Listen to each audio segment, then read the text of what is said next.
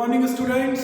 आज हम contract first में बात करते हैं शून्यकरणीय संविदा, वाइडेबल कॉन्ट्रैक्ट। वाइड कॉन्ट्रैक्ट हम लास्ट वीडियो में देख चुके थे। टोटल 9 सेक्शंस थी कॉन्ट्रैक्ट फर्स्ट में। अब हम देख रहे हैं वाइडेबल कॉन्ट्रैक्ट, शून्यकरणीय संविदा। ये क्या होती है, इसका परिचय। शून्यकरणीय संविदा एक ऐसी संविदा जिसमें एक पक्ष तो इसका लाभ प्राप्त करता है लेकिन दूसरा पक्ष उसका लाभ प्राप्त नहीं कर सकता। मतलब एक पक्ष द्वारा यह संविदा प्रवर्तनीय है, फोर्सेबल है, लेकिन दूसरे पक्ष द्वारा नहीं। फॉर एग्जाम्पल, ए बी को एक कार सेल करता है। अब वो ये कहकर करता है कि कार बहुत अच्छी है, तुम ले लो। वो उस विश्वास में उस कार को परचेस कर लेता है, लेकिन बाद में उसमें बहुत सारी तकनीकी खराबी रहती है। तो अब यहाँ पर ए चाहे तो भी संविदा को समाप्त नहीं कर सकता, लेकिन बी के पास ऑप्शन है, विकल्प है कि या तो वो संविदा को समाप्त करे और अपना कंपनसेशन ले ले, या वो यदि उसको फिर भी मान रहा है तो वो माने। कोर्ट ने उसको दोनों विकल्प दे रखे। तो सिंपल सी चीज, शून्यकरणीय संविदा एक ऐसी संविदा जो एक पक्षकार की इच्छा पर प्रवर्तनीय होती है लेकिन दूसरे पक्षकार की इच्छा पर नहीं, वो है वाइडेबल कॉन्ट्रैक्ट। अब यहाँ आपने लिखा है स्वतंत्र सम्मति और स्वतंत्र सम्मति, कंसेंट एंड फ्री कंसेंट। ये दोनों चूंकि इससे रिलेटेड है इसलिए यहाँ पर ये बताना जरूरी है। कंसेंट क्या होती है, सेक्शन 13 में जब दो व्यक्ति एक ही बात पर एक ही भाव में सहमत होते हैं। मतलब जब दो पर्सन बात कर रहे हैं, उनकी बात करने का जो मुद्दा है, पॉइंट से, वो भी एक ही है और जिस तरफ वो जा रहे हैं वो भी एक ही है, भाव और तत्व तो दोनों एक ही। तो यह माना जाएगा कि वो दोनों एक ही भाव पर सहमत हुए, तो वो सम्मति हो गई, कंसेंट हो गई। स्वतंत्र सम्मति क्या होती है, सेक्शन 14 फ्री कंसेंट। तो फ्री कंसेंट में यह बताया गया है कि कोई भी सम्मति स्वतंत्र तब मानी जाएगी जब वो कॉन्ट्रैक्ट फर्स्ट के सेक्शन 15 से लेकर 18 तक जो क्लॉज दिए गए उससे इफेक्टेड ना हो। तो क्या क्या दिए सेक्शन 15 से 18 में, उत्पीड़न, कोरिशन, अनुचित प्रभाव, अनडू इन्फ्लुएंस सेक्शन 16, सेक्शन 17 कपट, फ्रॉड, और सेक्शन 18 में आज आपको नहीं बताऊंगा वो है मिसरिप्रेजेंटेशन, मिथ्या दुरुपदेशन।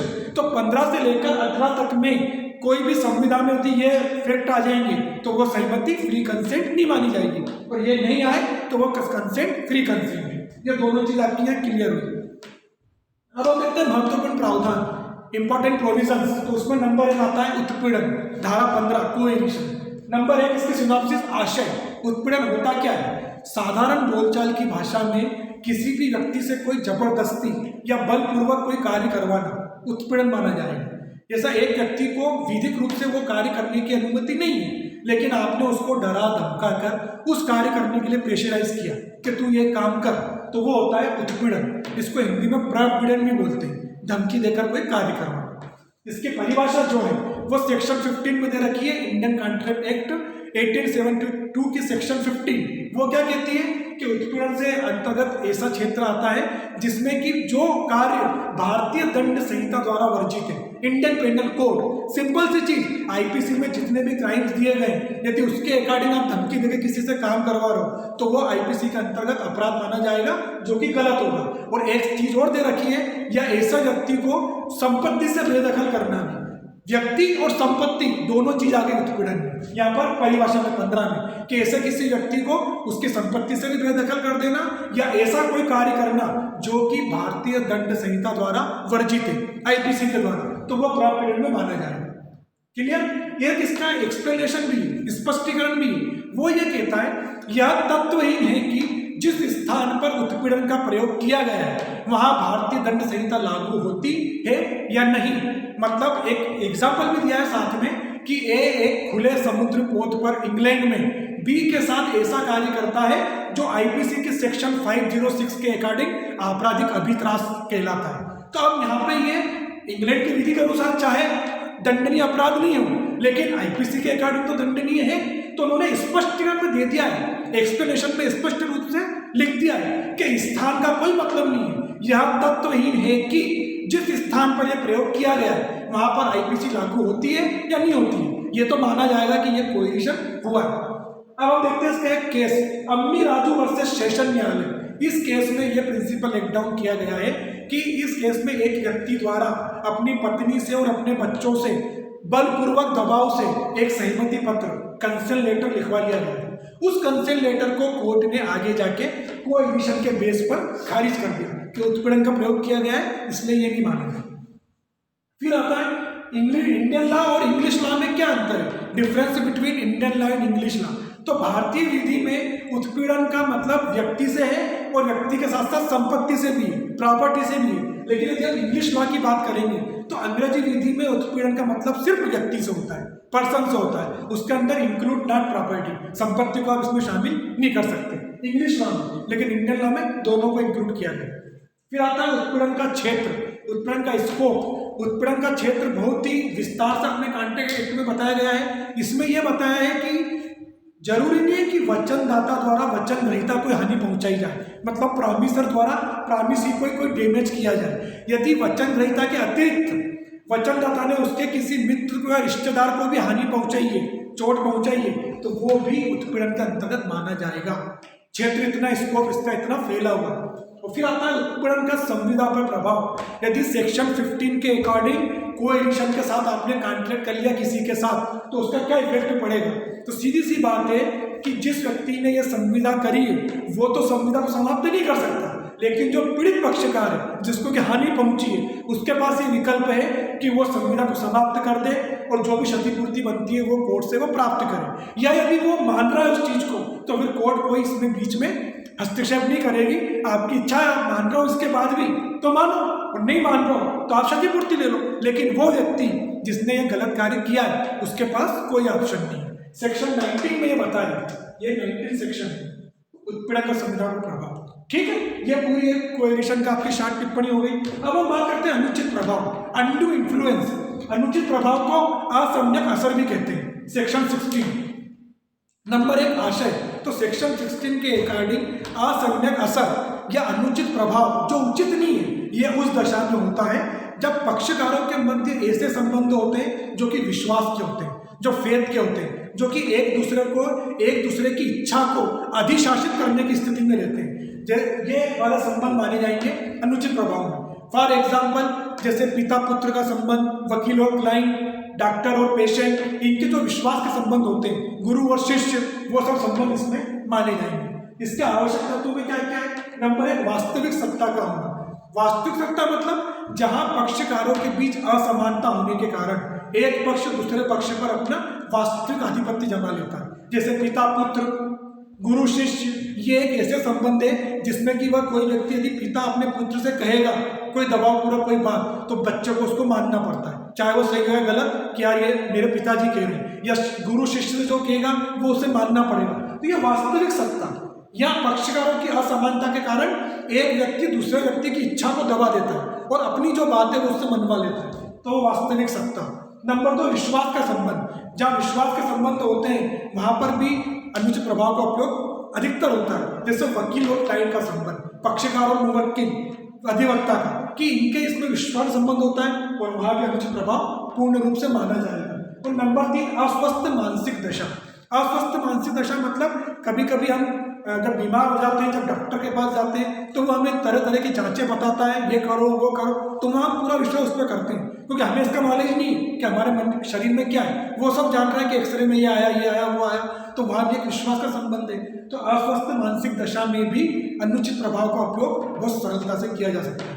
ये 3 इसके डेफिनेशन से आवश्यक तत्व। अब हम बात करते हैं पर्दानशील स्त्रियाँ। पर्दानशील महिलाएं वो स्त्रियां होती है, महिलाएं होती है जिनको कि बाहरी जगत का कोई ज्ञान नहीं रहता, और ऐसा माना जाता है कि इन स्त्रियों पर अनुचित प्रभाव का सरलता से उपयोग किया जा सकता है, क्योंकि इनको जब बाहरी जगत का कोई नॉलेज ही नहीं है तो ये तो जैसा कोई व्यक्ति करेगा वैसा ये मान ले जाएगा।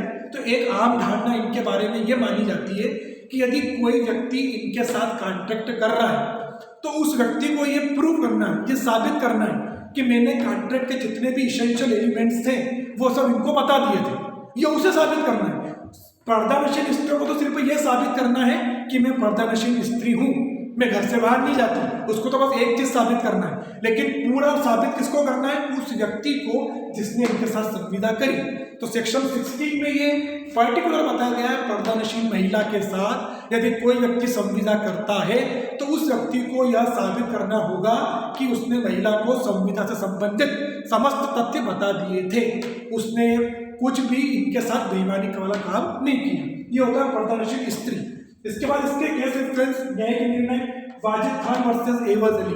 वाजिद खान वर्सेस एवज अली के बाद में कोर्ट ने ये डिसाइड किया है कि इस केस में ये फैक्ट आया था कि एक अशिक्षित मुसलमान महिला के पक्ष में एक व्यक्ति ने, एक न्यायिक आयोग ने यह माना कि एक अशिक्षित मुस्लिम महिला के पक्ष में दान पत्र न होते हुए किसी तीसरी महिला को कर दिया गया था, जो कि अनुचित प्रभाव के आधार पर था, जो कि उचित नहीं था। तो इसको फिर कोर्ट द्वारा खारिज किया गया।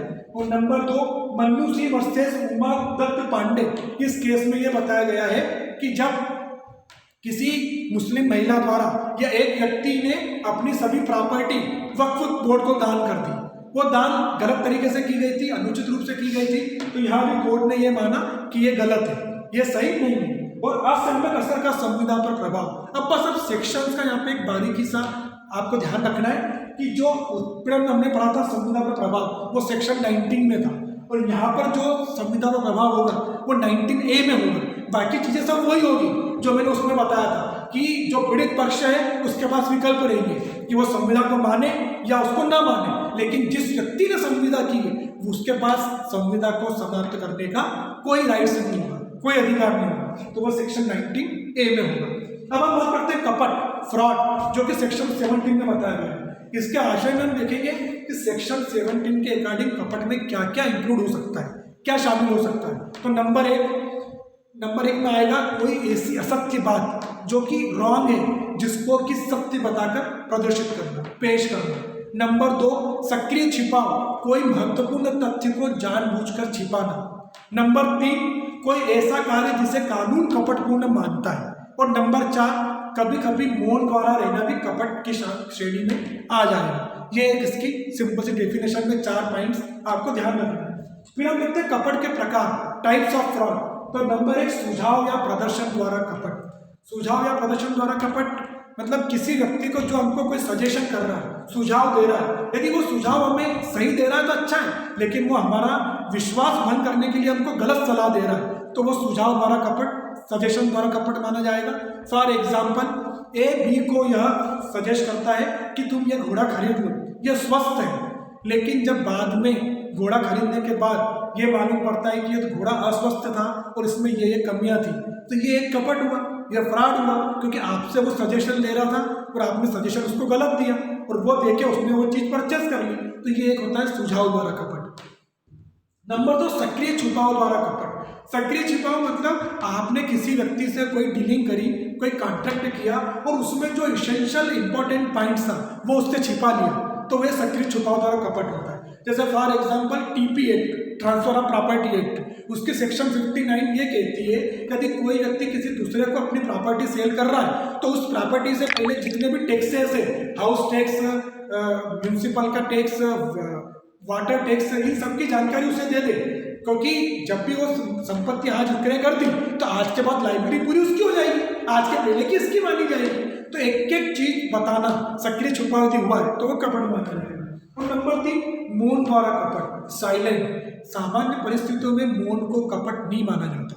आज की कॉम्पिटिशन के युग के हिसाब से मौन रहना कपट की श्रेणी में नहीं आता, लेकिन कुछ परिस्थितियां ऐसी है जिसमें मौन को कपट माना जाता है। नंबर 1, जहाँ पर सद्भावना पूर्वक बोनाफाइड रूप से कोई व्यक्ति किसी दूसरे से कोई चीज पूछ रहा है और वहां बताना उसकी ड्यूटी, कर्तव्य, लेकिन वो उसे नहीं बता रहा, तो यहाँ पे मौन कपट माना जाएगा। और सेकंड, जहाँ मौन स्वयं बोलने के बराबर है, तो वो भी कपट की श्रेणी में आएगा। फॉर एग्जाम्पल, एक व्यक्ति आपके पास आता है, वो आपसे कुछ पूछता है, आप उसे अपने थर्ड परिचित के पास भेज देते हो कि वो इसका एक्सपर्ट है, वो विशेषज्ञ है, वो तुम्हें बताएगा। और यदि वो उसके पास जा रहा है, कुछ बता रहा है और वो साइलेंट है, वो मौन है, ना तो यस या नो, तो इसका मीनिंग क्या निकलेगा कि ये कपट हुआ, क्योंकि हम विशेषज्ञ के पास जा रहा है, एक्सपर्ट के पास, तो हम ओपिनियन तो दे हाँ या ना में। यदि उसके बारे में ये माना जाता है कि ये उस सब्जेक्ट का एक्सपर्ट है तो कुछ तो बताएं। यदि वो कुछ नहीं बताएगा तो हम क्या समझेंगे कि हाँ ये सही है, तो हमने वो काम कर दिया, लेकिन एक्चुअली वो फ्रॉड हो जाता है। तो ये मौन द्वारा कपट। और कपट का संविधान पर क्या प्रभाव पड़ता है, वही सेक्शन 19 में ही बताया है कि यदि कोई व्यक्ति के साथ कपट किया गया है तो वो संविदा को समाप्त कर सकता है, क्षतिपूर्ति प्राप्त कर सकता है, यदि वो चाहे तो संविदा को आगे कंटिन्यू भी कर सकता है, न्यायालय इसमें कोई हस्तक्षेप नहीं करेगा। तो ये हम 3 चीज हमने आज पढ़ी है, उत्पीड़न, अनुचित प्रभाव और कपट। एक मिथ्या दुरुद्देशन और उसके बाद का जो टॉपिक्स है वो नेक्स्ट वीडियो में आपको बताऊंगा। एक इंपॉर्टेंट टॉपिक वाइडेबल कॉन्ट्रैक्ट, जो कि पूरा हमने आज समझा। उम्मीद करता हूँ कि आपको समझ में आया होगा। इसका आगे का हम नेक्स्ट वीडियो में देखते हैं। Thank you.